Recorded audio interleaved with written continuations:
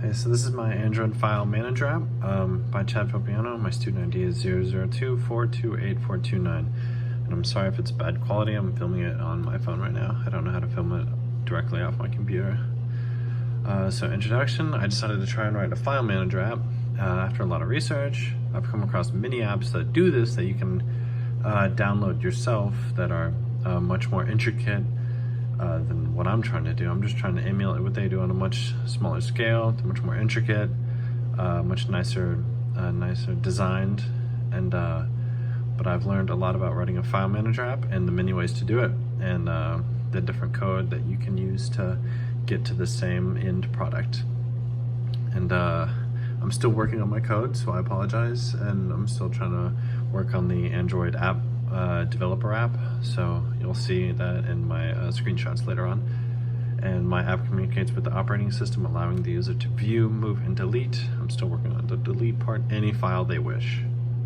My overall design, I found a piece of code to help with the physical design of the app when it's opened, and I attached a screenshot right there. You can see it.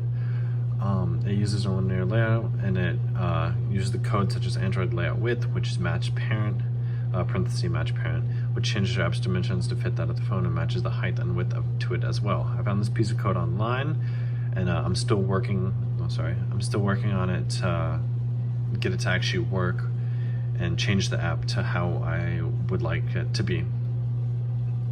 Next slide. And the OS level functions. I'm sorry, the screenshot is really small. I'll go in on it in a second. My code, Safari has code that directly communicates with OS by getting what the path the files are on and save it to. It's also able to switch paths to a new activity or file. When it does this, it displays all the files within the given directory to the user.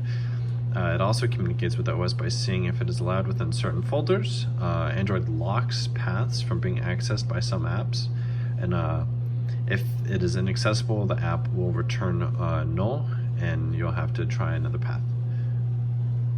And there's my little snippet of code. You can see if it fails, it says it's inaccessible and returns null. Okay.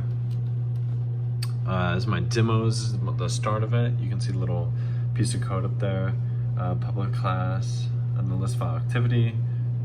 All the code, that's the code that I just showed you, where if it's inaccessible, it fits it back with null. So the next part, just further on, finding the arrays and the files, and so on and so on. Okay. And I've been working in the Android developer app, and when I try running the app, it says error, no target device found.